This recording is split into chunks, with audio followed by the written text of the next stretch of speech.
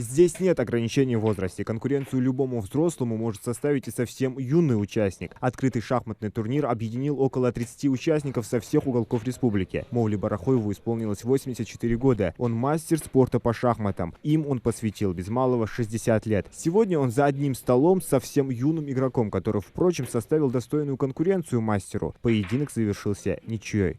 Да, Нагиев мальчик хорошо играет в шахматы. То взрослый, это перворазрядником я играл в шахматы, ничего сыграл. Сильные игроки навряд ли мне удастся. Тут молодежи, кандидаты в мастера спорта, хорошие шахматисты. Но буду играть.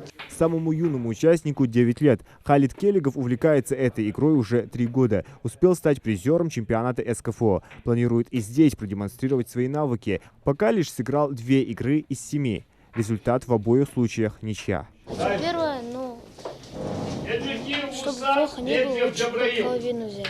Шахматный турнир посетил и член партии «Единая Россия», кандидат в депутаты в Государственную Думу Бекхан Барахоев, который пожелал всем участникам легкой игры и победы. Затем и сам не отказался сыграть партию с депутатом Народного собрания Батыром Хамхоевым. В итоге ничья.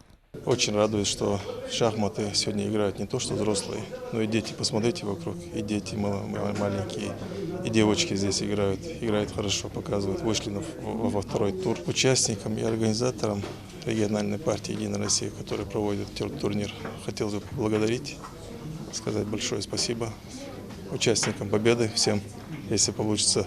Ну, по крайней мере, один у нас победитель точно будет. Первое место, второе, третье.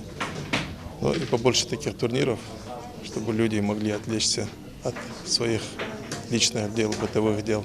Мероприятие проводится под эгидой «Единой России» для популяризации этого интеллектуального вида спорта в республике. По окончанию турнира призеров ждали призы, кубки, медали и денежное вознаграждение. За первое место 7 тысяч, второе – 5, третье – 3 тысячи рублей. Зелимхан Калоев, Адам Гулоев, Акрамат Дасхоев, Новости 24.